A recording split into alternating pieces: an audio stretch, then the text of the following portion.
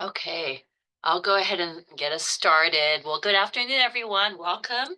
Feel free to join and eat your lunch and listen to our Eat Well Bite session. It's the last one of the year, and we'll be continuing into spring. So welcome. I'm Julie Chabdi, the Associate Director of the Health and Wellbeing Program with the WorkWell Center, and your host for today. Today's topic is Dishing Out the Truth, Unmasking Diet Myths. Throughout today's session, you're welcome to use the chat to make comments or ask questions specific to today's topic. At the end, we'll have some exciting announcements to share, which is a preview of the spring series topics. And then, of course, we have the evaluation form where we want your feedback and a raffle.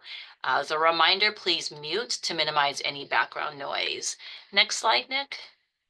I'd like to thank our Eat Well subcommittee co-leads, Professor Carrie Kreutzer with the USD Leonard Davis School of Gerontology and Keck School of Medicine, and Lindsay Pine, dining dietitian with USC Hospitality.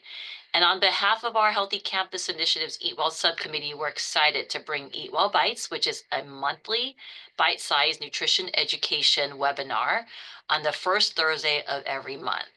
Our goal is to provide you with practical tips, hands-on demonstrations, resources, and support to help you improve your health and quality of life through nutrition and healthy eating habits.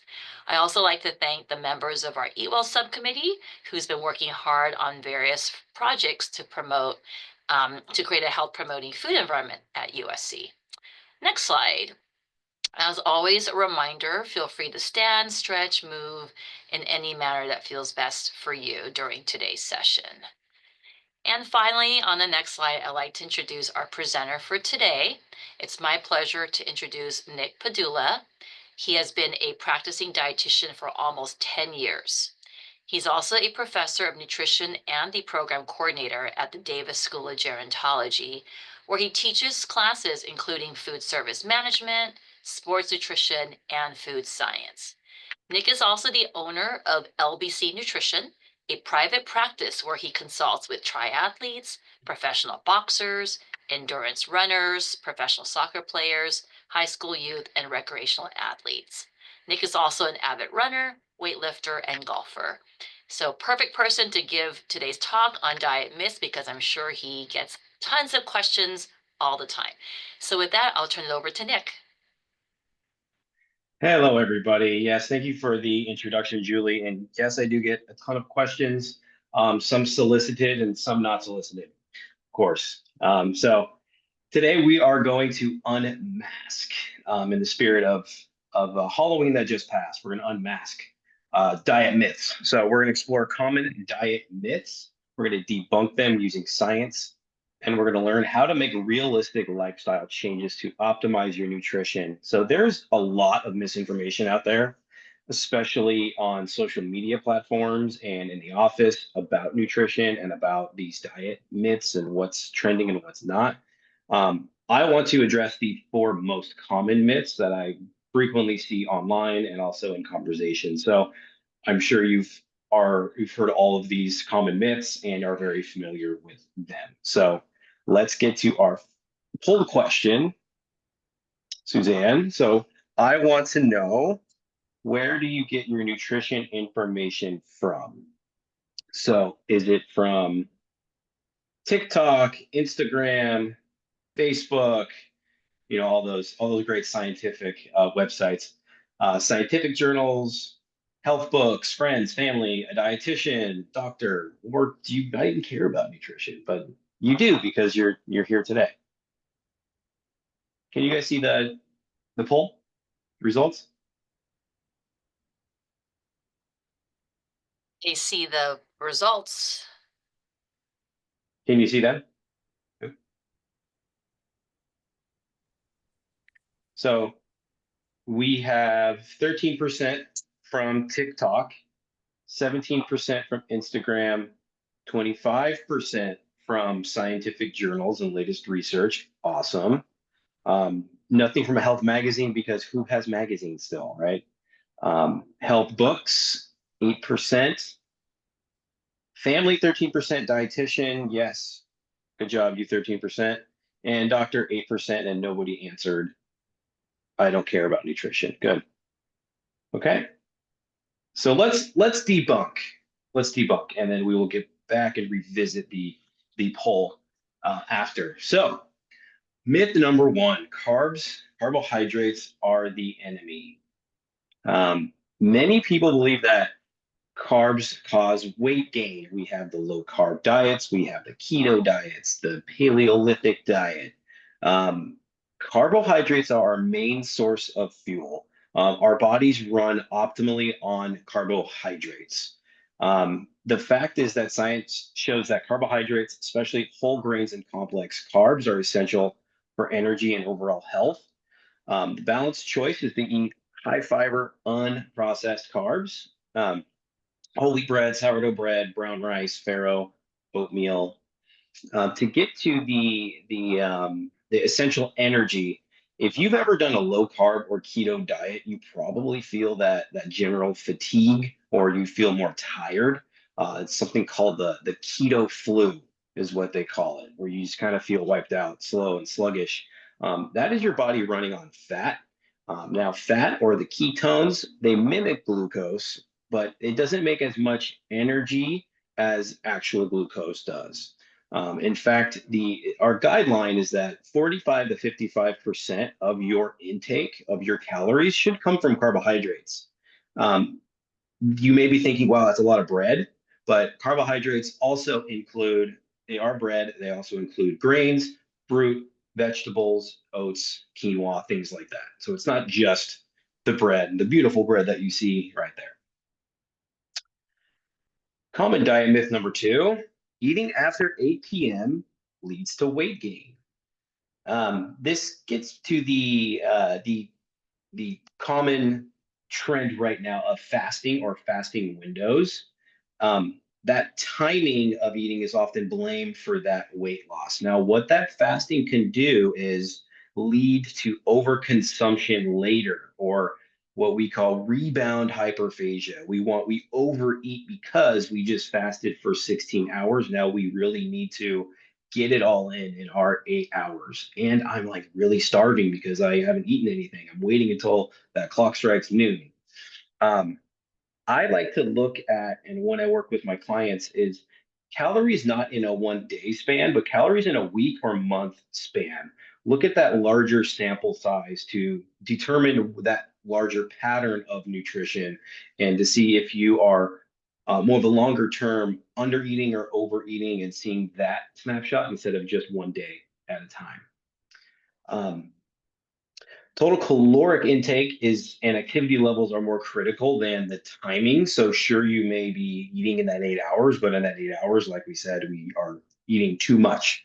So it really doesn't matter how when you eat, it's more of how much you eat and what you eat.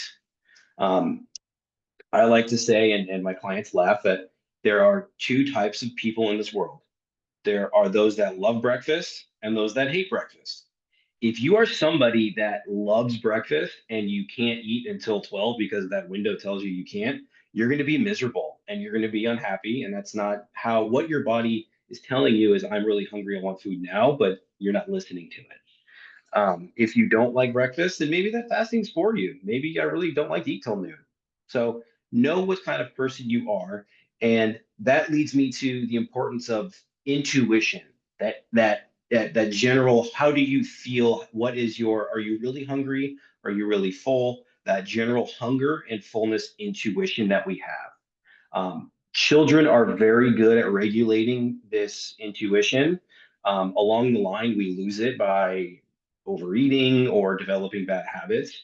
Um, During the growth spurt, children eat more. When they're not in a growth spurt, they don't eat as much. So kind of going back to that intuition that we had as a child is very important. Number three, man, I don't know what gets me more upset, these detox diets or our next myth number four, but the detox. Many detox diets claim to flush out toxins. In reality, what they do, there's a very restrictive, usually. You can only eat certain things at certain times, or just you can only have this lemon, cayenne pepper, lime juice, grape juice, apple cider vinegar, and that's it. That is an extreme. restrictive diet. And what do you do when you restrict whole food groups? You're restricting whole entire nutrients and a large panel of nutrients. Um, what is the fact? The fact is our liver and kidneys are fantastic. They are awesome at detoxifying our body. That's what they do.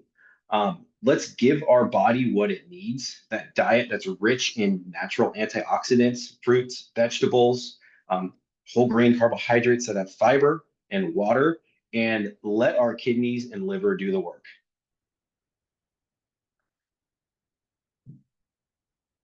Yeah. Myth number four, supplements can replace a balanced diet.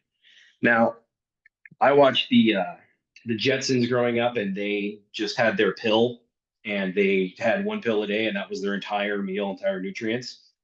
We're not like the Jetsons. That's not how we are. Many believe that taking these supplements are enough to meet nutrient needs. That athletic greens is enough to cover your nutrition for the day, and I can eat whatever I want. The fact is that whole food offers nutrients in the more absorbable forms and often contain beneficial compounds that are not found in supplements. Most importantly, fiber. Um, you'll see that these supplements contain all of the greens in one pill, or in particular, athletic greens. They have the kale, they have celery, they have kiwi, they have all of these different things. But in reality, like how much kiwi and kale is actually in them? I'd rather have you just eat kale or kiwi or other fruits and vegetables. So I like to show my clients this triangle on the side here. What people usually think is the top-down approach of supplements are first, timing of meals and snacks are second, and adequate intake of carbs and protein are third. People like to think that you go that top down on the pyramid is what's right, but in reality, the base of your nutrition should be the adequate intake of carbs, protein, and fat from a variety of sources. Eat your three macronutrients and eat the rainbow. Second is the timing of meals and snacks. Are you eating when you're hungry, stopping when you're full? Are you eating before your exercise, after your exercise for recovery? And lastly, if you're still missing something nutritionally, then that's when we can point to supplements, or we can optimize our nutrition with supplements if you've already hit those first two. Speaking of supplements, let's talk about misinformation a little more in detail here. So you often see on social media, Dr. Oz has a new supplement that he's pushing. Our best friend Oprah has another diet, another book out, right? A big red flag is when a celebrity or somebody that is not wearing a shirt on social media to show off their six pack or how fit they are. That's not the credible source that we want. Your shirt off and how you look is not the credibility that we're looking for, right? We want sources like peer-reviewed journals, registered dietitians, somebody with a PhD in nutrition. Um, that's who we want to seek out. Beware of those quick fix claims. If these diet fads are promising, you can get shredded or get all of your nutrition in one drink. If it sounds too good to be true, it probably is too good to be true. More tips. Personalization is key. Once again, the generalization and generalized quick fixes, that's a huge red flag because nutrition is so individualized. What works for one person doesn't work for another. And I mean, we just touched on the one um, two types of people, breakfast or no breakfast. But now think of all the other things that we have to consider that are for us and that are on our day to day and what we like to eat, what we don't like to eat, any medical conditions. There's so many different things that impact us and that we need to consider in order to optimize our nutrition and health. So it's very individualized. Um, Look for recommendations, a scientific consensus supported by multiple studies and experts. That is what we are looking for, not here's what Oprah says and she says to eat or drink this, or the Huberman lab and podcast likes athletic greens. I'm going to do that one thing. You need to look at more of a consensus and a whole body of research. So if I had to give you all some key takeaways for today to implement in your life, it would be to practice moderation over elimination. I like to preach that there's no such thing as good food or bad food. That demonizing or fear mongering of foods is what leads to restriction, which then what leads to making food taboo and leads to overeating from that previous restriction, right? So talk about moderation. If you want that Halloween candy, have some of the Halloween candy, have it with your lunch, have it with your dinner, have it before your workout, but don't eliminate it altogether because what that is going to do is probably going to lead you to thinking about that food, thinking about that Twix bar all day, and then having 10 of them at the end of the night. Mindful eating. Techniques for mindful eating are really knowing the difference between appetite and hunger. Appetite is your mental desire for food, whereas hunger is your physical stomach growling desire for food. So kind of knowing what that those differences are and practicing asking yourself, am I hungry or is it appetite? That's focusing on mindful eating. Sustainability of diet. If a diet is not sustainable in the long run, then you're not going to stick to that bad diet. So I like to teach that do what you can consistently do for at least 10 years. Can I do this diet for 10 years? Can I do this exercise regimen for 10 years? If the answer is no, then maybe you should scale back and practice some more moderation when it comes to that diet or that exercise routine or what have you. Good nutrition and good um, health and wellness takes so much time. It takes the long term. It's not just a quick fix. Unfortunately, if there was a quick fix, I would not be here. I'd be a billionaire somewhere selling a quick fix, right? Um, Find credible information and be aware of those snake oil salesmen. The snake oil salesmen historically are the people that will sell you um, what they believed as like a super health tonic back in the early days of America that had every single health and anything bad is removed from this snake oil, right? Modern snake oil salesmen are those people on in the grocery stores shooting their TikTok videos, talking about how these things are bad for you, fruits and vegetables are bad for you. Beware of those people that are really fear mongering. Okay, they're selling fear, not so, and their supplements, not so much credible information. Um, and I even ask AI if you can utilize artificial intelligence to do anything nowadays. I mean, ask it like, hey, like where can I find credible information on a plant-based diet? And please cite scientific sources. Send.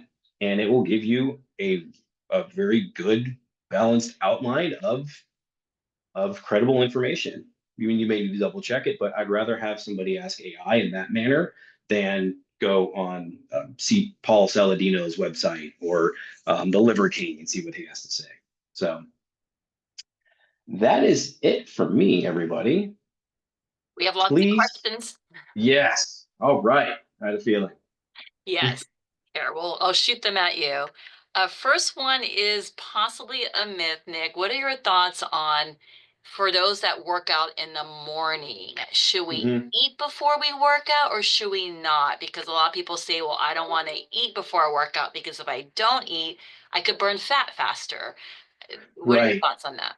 Okay, that's okay. So there's two things to unpack there. One is the myth that if you do not eat, you'll be burning fat during that workout. That's not true. So fat burning happens throughout our day. If you burn fat, um, let's say you burn a lot of your calories and you have that calorie deficit in that from that 6 a.m. to 7:30 spin class, but you overeat later, then it doesn't matter that you burned that fat in that spin class. What matters is that long-term calorie deficit throughout the day, throughout the week. That's when fat loss happens. Fat loss happens gradually. The second thing to unpack is once again, if you feel like you have a 6 a.m. workout and it's kind of light or it doesn't require that much output, and you don't feel hungry or sluggish during the workout, you can go off of your what you ate the night before. You can go ahead and not eat before that workout. If it's a tough workout or you're training for a marathon, you're up at 5, have to run a 14 miler, definitely try and eat something because you're gonna burn through that initial carbohydrate storage and you're gonna tap out. Know what kind of exercise, how you are during exercise. If you kind of are slugging through it, not feeling good, try some kind of carbohydrates. Try some a little. I usually say like applesauce packets.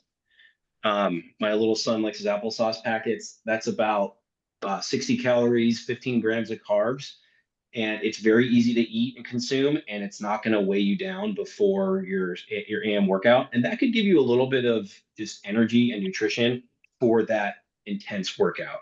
Now, if you are fueled and you aren't hitting that wall during the workout, you're going to have a higher output. You're going to have a better workout, and you're going to get stronger and faster, and eventually, burn more calories, burn more fuel. So the key is more of let's get the most out of my workout. I am an athlete. I'm going to treat myself like an athlete. I'm going to eat before and I'm going to like set my PR. I'm going to really grind through this workout. Thank you for that. You had mentioned there's no such thing as good or bad food, but would there be some based on good and bad ingredients? For example, certain food dyes or certain oils. So I know seed oils are a certain ingredient that gets demonized because of their inflammation. Seed oils are science shows that they are not a pro-inflammatory. Um, and it's in terms of food dyes, moderation is key instead of restriction. Moderation meaning if you're having a small amount, if you're having a bag of M&Ms, or if you're having some, I don't know, Gatorade with red dye number 5 or yellow 10. That's fine. That's moderation. And the studies show that in small amounts, these dyes are not going to impact us in the long term. If you're having that Mountain Dew Code Red 3 times a day, and there's a lot of dye in that, and you're having a lot of just a certain amount of dye for a long period of time and a higher amount, then that's where we run into trouble. So it's not necessarily the food and the ingredient that's the problem; it's the amount. Got it. And then there's some questions here about snack or energy bars for teenagers and adults. Are they considered good snacks like Kind bars, macro bars, RX bars? And Carrie's put her thoughts in, but wanted to see if you had anything else to add. Okay, now for the record, I don't know what Dr. K said, so hopefully we agree. When I say that these bars are, there are some that might have more whole ingredients that might be more nutrient dense than others. Um, I know Kind bars have actual nuts in them, and they might be a little better than just a protein bar that would have whey protein isolates or more just kind of filler foods that make them more shelf stable. Um, I think they're totally fine. I would rather have a teenager or somebody that's hungry eat a bar than not eat at all. And these bars are not, nothing's bad, nothing's good, right? Nothing is bad. These bars are pretty much just a whey protein in a bar form. Yep. And Dr. K said the same thing. Fewer ingredients, less preservatives, no added sugar, mixed nuts are good. Hey, so I mean, so there is like an ideal if you want to go from a nutrient dense perspective, where instead of having a bar, you have a banana with almond butter, or you have a piece of cheese and nuts and dried fruit. There is like an ideal for nutrient density, but maybe we don't have access to a fridge for the apple or for our smoothie we made. Maybe we need to just throw our items in a backpack or a bag. And we don't have these a refrigerator. So it's food accessibility first and what is practical for that meal and focusing on that first. I'd rather have you eat something than not eat it all. Yep. And then what is your advice on, I believe this person's asking like eating pre-workout? Pre-workout, if I had to guess, it would be a pre-workout supplement.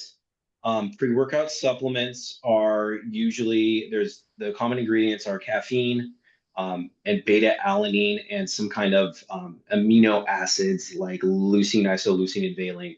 Um, and most of so beta alanine and caffeine are two proven by long-term studies to be ergogenic aids, meaning they help increase your output and they also or increase the intensity. They make you work out harder, faster, and longer. They reduce fatigue.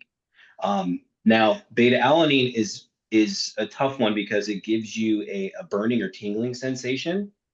That's just it's called the beta alanine. It's called the itches. Completely safe, not harmful, but that's just in high doses. That's what it does. Some people really like this beta alanine itch, and it gets them pumped up and ready for a high intense workout. Other people don't. I don't like it. For caffeine, some people are very tolerant and are quick metabolizers of caffeine. Some people can have a Red Bull and stay up for 3 weeks. So it all depends on what you are and what you like as a person. And also, um, if it's safe for you, I would try these things slowly and to see if you like them, to see if you see an impact or not. Some people are non-responders. Sometimes you may have this beta alanine, and the research says that, yeah, this works and it delays fatigue and it makes you have one rep more. And it might not work for you because your body just goes, no, not really for me. Same thing with creatine, same thing with caffeine, same thing with a multivitamin, same thing with omega 3s. Try them. If it's safe for you and approved by your doctor, if you have any pre-existing medical conditions, I would try these things. And if it doesn't work for you, it doesn't work for you. And one last question here.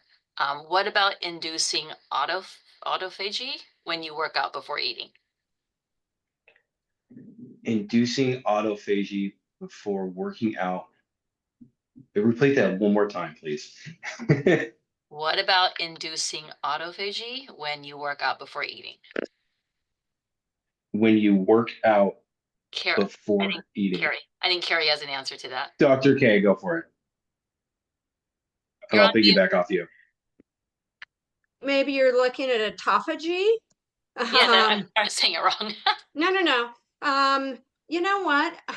I there is no single answer to that question because each of us is very different in what our needs are. It really is going to depend on your age, on your weight, what your reserves are. We didn't talk about glycogen. We pull from our glycogen stores. So even though you're not eating, depending on your activity, you're going to pull from your glycogen stores. So I think autophagy, if we look at more the time restricted feeding. We can talk about that topic, but probably a separate conversation. You can email me if you'd like. I'm Kreitzer at USC, and I'd be happy to discuss that with you. And to piggyback off that, Dr. K, and we touched on fasting before exercise, and it goes back to what do you really want to get out of the exercise? Do you want to do you have the most intense and most high performance exercise? Or do you want to feel like, I don't know, feel like crap? And like I look at it from a performance perspective. Right. So And I think you if have to it's look weight at it loss, from the type of exercise the person's going to be doing. Again, what their nutrient reserves are, what their age is. You certainly don't want to lose muscle mass when you're trying to build yep. muscle mass. So, yeah. And if the goal is weight loss, then I want to look at what you're eating from a month perspective, weekly perspective, not just autophagy from one pre-workout. Great. So we have a minute left. We have a few more questions that we'll provide the presenters to answer offline, and we'll email those out to the group. And if we can just go to the next few slides, Nick, we can wrap up in the interest of everyone's time. And great topic, great questions. There's a lot out there. I knew there would be a lot of questions. Thank you. Sources are all there if you really want to be a nerd and look at the actual hard research. And Lindsay, I'll turn over to you for our Eat Well subcommittee updates. Yes, thank you, Nick. That was great. So just a reminder here, we have a ton of food and nutrition resources for you, in addition to our monthly Eat Well Bites webinars, including the cooking videos and recipes, info about Eat Well branded meals on campus, our guide to balanced dining on campus, and then also things like Trader Joe's Healthy Grocery Guide. So lots of stuff on our Eat Well website there for you. We will not be having a December Eat Well Bites session. Our next one's going to be January 9th. And we're on the slide. Decoding Superfoods is the title of that one. And that's one you're definitely not going to want to miss after our holiday season. And so you can see a sneak peek here of all the different topics we have going on. And if you go to the next slide, you'll see I'm going to point one out in March because I'm doing that one. And I just want to say it's about plant-based meals, and I'm going to be presenting that one along with one of our USC chefs. And we have not picked our recipe to demo yet. So if there's anything that you're really wanting to learn how to cook that's a plant-based meal, jot it down on the survey that you're going to be getting after this webinar, and that would really help us out. Finally, on the last slide, if you all could take a few minutes to answer our survey, your feedback is really important. Especially give us topics you want to hear in the future as we plan for next summer or possibly and then into the fall. And with that, I'd like to have us do the raffle and pick one lucky winner to win a $50 gift card to Amazon. And if you can take down the slides, Nick, we're going to put up the raffle wheel and spin and see who our lucky winner is. Oh, if you can stop sharing completely, Nick.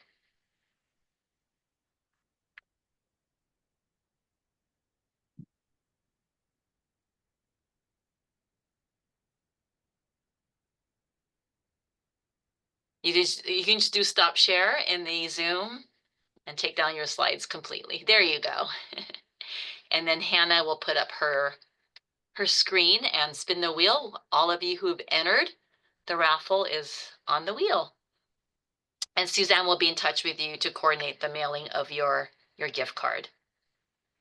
Congratulations, Lynn Robinson, our lucky winner. Thank you.